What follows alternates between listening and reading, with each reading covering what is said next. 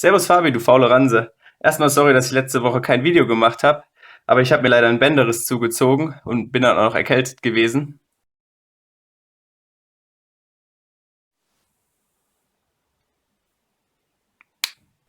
Und die nächsten Wochen werde ich wahrscheinlich auch nicht so gut Sport machen können. Aber ich dachte mir, wenn ich mit meinen Beinen schon nichts anfangen kann, mache ich wenigstens was mit meinen Händen.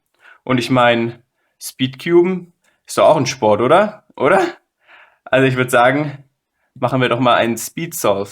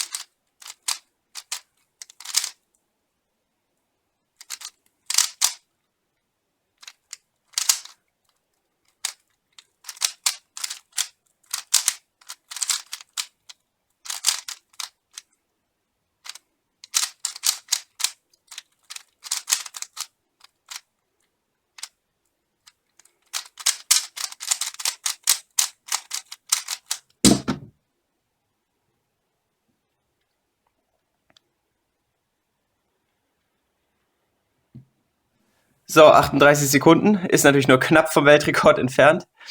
Und außerdem ist es natürlich ein schlechter Ersatz für Parkour. Aber ich hoffe, dir hat das Video trotzdem ein bisschen gefallen.